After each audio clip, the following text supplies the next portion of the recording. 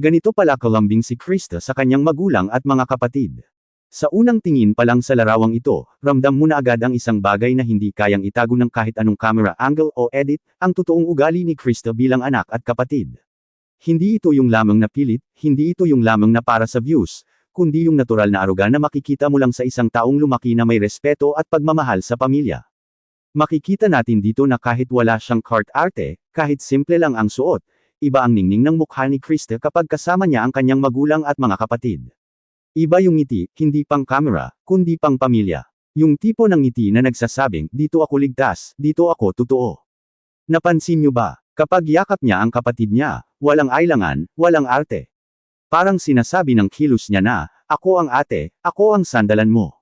Hindi kailangan ng salita, kasi kusa nang lumalabas sa galaw ng katawan niya ang pagiging mapag-alaga. Dito mo makikita na si Krista ay hindi lang basta isang personality sa harap ng camera, isa siyang tunay na anak at kapatid sa likod nito.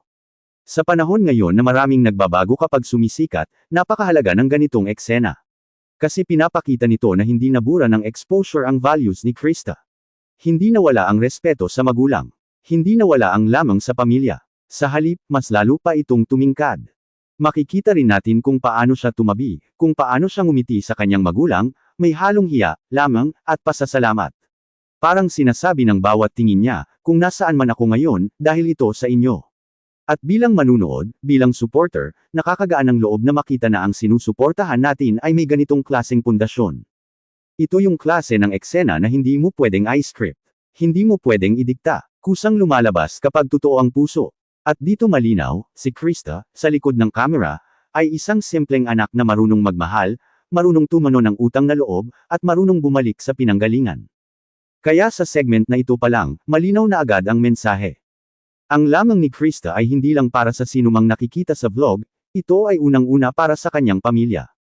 At kung ganito siya sa kanyang magulang at mga kapatid, mas mauunawaan natin kung bakit marami ang naaantig sa kanyang personalidad. Ito ang klase ng tao na hindi kailangang ipagtanggol ng salita, dahil ang kilos mismo ang nagsasalita. At ito rin ang dahilan kung bakit patuloy ang tiwala, suporta, at pagmamahal ng mga tao kay Krista. Ang lamang na hindi nagbabago kahit may camera. Sa segment na ito, mas malinaw nating makikita na ang lamang ni Krista ay hindi naka-on lang kapag may camera. Ito yung klase ng lamang na kahit may nakatingin o wala, kahit may vlog o wala, ganun pa rin siya umasta sa pamilya niya. At dito pumapasok yung tunay na sukatan ng isang tao, kung paano siya sa mga taong walang hinihinging kapalit. Kung titignan mabuti ang mga larawan, mapapansin mo na hindi pilit ang galaw ni Krista. Yung paglapit niya sa magulang, yung pagtabi niya sa mga kapatid, yung simpleng ngiti, lahat yan natural. Walang eksaherado. Walang, uy kuhanan mo ako. Para bang mas importante sa kanya ang sandaling kasama ang pamilya kaysa sa kung ano ang magiging itsura niya sa frame. Dito mo rin makikita na si Krista ay lumaki sa respeto. Hindi siya yung tipo na biglang nag-iba ang ihip ng hangin nung dumami ang nakakakilala sa kanya. Sa halip, mas lalo pa siyang naging maingat sa kilos. Mas ramdam yung pagiging mapagpakumbaba. At alam natin, idol, na ang ugaling ganito ay hindi basta natututunan, nahuhubog ito sa loob ng tahanan.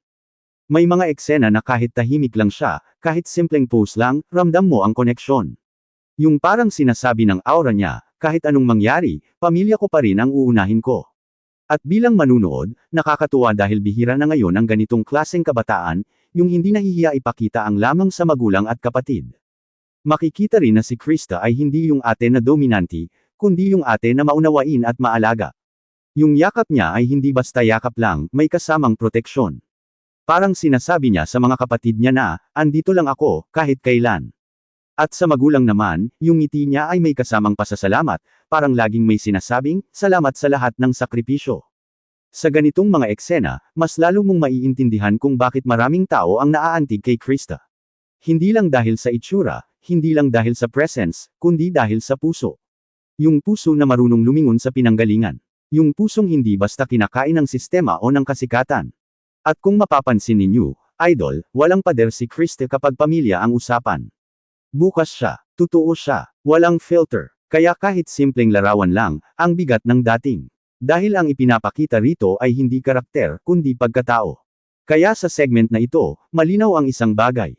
Ang lamang ni Krista ay ugaling baon-baon niya araw-araw, hindi lang kapag may nakakakita. At ito ang klase ng tao na masarap suportahan, yung hindi nawawala ang sarili kahit nasaan na. Ang pinanggalingan ni Krista ang naghubog sa kanya. Habang mas pinagmamasdan natin ang mga eksenang ito, unti-unting ilinaw kung bakit ganito si Krista magmahal. Makikita mo mismo sa aura ng pamilya niya kung saan siya humugot ng ugali. Hindi ito yung pamilyang palabas lang sa camera, ito yung pamilyang kahit tahimik, ramdam mo ang samahan. Sa mga kuha, walang engranding background, walang pasosyal na setup. Pero bakit ang bigat ng dating? Dahil totoo ang emosyon, si Krista, bilang anak, ay hindi yung anak na nahihiyang ipakita ang lamang. Hindi rin siya yung anak na parang may distansya kapag may camera. Sa halip, mas lalo pa siyang nagiging natural, parang mas kampante pa nga. Mapapansin mo rin na sa bawat ngiti niya sa tabi ng magulang niya, may halong paggalang. Hindi yung ngiting basta masaya lang, kundi ngiting may kwentong dala, mga sakripisyong alam niya, mga hirap na nasaksihan niya, at mga panahong pamilya lang ang sandigan niya. Kaya hindi nakatakataka kung bakit malalim ang lamang niya, dahil alam niya ang halaga ng pamilya. Bilang ate naman, kitang-kita ang pagiging protektado niya sa mga kapatid. Yung simpleng paglapit, pagyakap, at pagngiti, lahat yun may mensaheng, hindi ka nag-iisa. At dito mo makikita na si Krista ay hindi lang lamang ang dala, kundi responsibilidad. Hindi siya umaarte bilang ate, inaako niya ang papel na iyon. Sa totoo lang idol, bihira na ngayon ang ganitong eksena. Marami ang mabilis magbago kapag nakatikim ng atensyon. Pero si Krista, sa halip na magbago, parang mas naging grounded. Mas naging aware kung sino ang dapat pasalamatan. Mas naging maingat sa kilos. At lahat ng iyon ay nakikita natin sa simpleng larawan pa lang. At dito rin pumapasok yung punto na madalas hindi napapansin ng iba, ang lamang ni Krista ay hindi kahinaan, kundi lakas. Dahil ang taong marunong magmahal ng pamilya, marunong ding rumspito sa ibang tao. Ang taong marunong yamakap sa pinanggalingan, marunong ding humawak sa kinabukasan. Kaya habang pinapanood ito ng mga supporters, hindi lang kilig ang mararamdaman, kundi respeto. Respeto sa isang kabataang babae na nananatiling anak at kapatid, kahit may mga matang nakatingin, kahit may boses na nagmamasid. Sa segment na ito, mas nagiging malinaw ang larawan. Hindi aksidente ang ugali ni Krista, ito ay bunga ng isang pamilyang nagpalaki sa kanya ng tama. At kung ganito ang pundasyon, alam nating kahit saan siya dalhin ng tadhana, mananatili siyang totoo. Ang lamang na hindi nawawala kahit may pinagdaanan. Sa puntong ito, mas ramdam na natin na ang lamang ni Krista ay hindi basta ugali lang, ito ay pinanday ng mga pinagdaanan. Hindi lahat ng ngiti ay madali.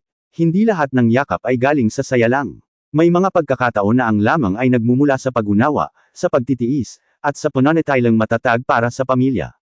Kapag tiningnan mo ang mga larawan, mapapansin mo na may kakaibang lalim ang mga mata ni Krista. Parang may sinasabi na hindi kailangang bigkasan. Parang nagsasabing, marami na kaming dinaanan, pero heto kami, magkakasama pa rin. At doon nagiging mas makahulugan ang bawat ngiti at bawat paglapit niya sa magulang at mga kapatid. Hindi rin may kakaila na sa likod ng pagiging malambing niya, naroon ang sense of responsibility. Hindi siya yung anak na pabaya. Hindi siya yung kapatid na hiwalay ang mundo. Sa halip, ramdam mong alam niya ang bigat ng papel niya sa pamilya. At sa kabila noon, pinili pa rin niyang maging mahinahon, maging mapagmahal. Sa panahon na maraming kabataan ang natututong magsarado ng damdamin, si Krista ay kabaligtaran. Bukas ang puso niya sa pamilya. Hindi siya nahihiyang magpakita ng lamang. Hindi siya natatakot na maging soft sa harap ng mga taong mahal niya. At doon mo makikita ang tunay na tapang, ang tapang na magmahal kahit alam mong may masasaktan ka ring alaala. Makikita rin dito na ang pamilya ni Krista ay hindi lang basta kasama niya sa frame, kundi kasama niya sa buhay. Walang hierarchy, walang distansya, pantay-pantay ang samahan. Kaya kapag yamakap siya, parang sinasabi niya na, kahit anong mangyari, magkakasama tayo. Para sa mga nanunood, lalong tumitibay ang tiwala. Dahil ang isang taong ganito magmahal ng pamilya ay hindi madaling masilaw. Hindi madaling iligaw ng ingay. At kahit may dumating na pagsubok, alam mong may babalikan siyang pundasyon, ang kanyang tahanan. Sa segment na ito, malinaw ang aral. Ang lamang ni Krista ay bunga ng pag-unawa at pagpili na manatiling mabuti kahit may pinagdaanan. At ang ganitong klaseng tao ay hindi lang dapat iniidolo, dapat ginagalang. Segment 5 ang tunay na sukat ng pagkatao ni Krista. Sa pagtatapos ng reaksyon na ito, iisa ang malinaw na mensahe. Ang totoong pagkatao ni Krista ay mas makikita sa loob ng tahanan kaysa sa harap ng kamera. Maaaring maraming humanga sa kanya dahil sa itsura, sa presence, o sa mga eksenang napapanood sa vlog, pero ang ganitong mga larawan kasama ang kanyang magulang at mga kapatid ang siyang pinakamalinaw na patunay kung sino talaga siya. Dito natin makikita na si Krista ay hindi produkto ng kasikatan, kundi produkto ng maayos na pagpapalaki. Ang lamang na ipinapakita niya ay hindi natutunan sa social media, ito ay hinubog ng tahanan, ng disiplina, at ng pagmamahal na paulit-ulit niyang naranasan mula sa pamilya niya. Kaya hindi ito nawawala kahit may kamera, kahit may pressure, kahit may ingay sa paligid. Para sa mga solid supporters, ang ganitong eksena ay nakakadagdag ng kumpiyansa. Kumpiyansa na ang sinusuportahan natin ay may malinaw na prinsipyo. May ugat, may pinanggagalingan, at higit sa lahat, may pusong marunong bumalik sa pinagmulan. Hindi siya yung tipong aakyat at kakalimot, bagkus, siya yung aakyat at dadalhin ang pamilya sa puso niya. Makikita rin dito kung bakit natural lang na marami ang nagiging protective at supportive kay Krista. Dahil kapag nakita mo kung paano siya magmahal ng pamilya, automatic na maiintindihan mo kung bakit siya karapat-dapat igalang. Ang ganitong klaseng babae ay hindi basta-basta nadadala ng emosyon o impluwensya, dahil malinaw sa kanya kung sino ang mahalaga. At sa huli, ang pinakamahalagang mensahe ng lahat ng ito ay simple pero malalim. Ang lamang ni Krista ay hindi pang eksena, hindi pang content, kundi pang habang buhay. Ito ang klase ng lamang na daladala niya kahit saan siya magpunta, dahil ito ang kanyang pagkatao. Kaya sa lahat ng nanunood at sumusuporta, ito ang dahilan kung bakit patuloy ang tiwala, patuloy ang respeto, at patuloy ang suporta. Hindi lang dahil sa kung ano ang nakikita sa camera, kundi dahil sa kung sino siya kapag wala na ang lahat ng ilaw. At dito nagtatapos ang positive reaction na ito, isang paalala na ang tunay na ganda ay nagsisimula sa loob ng tahanan. At sa kaso ni Krista, malinaw, buo ang puso, buo ang pamilya, buo ang pagkatao.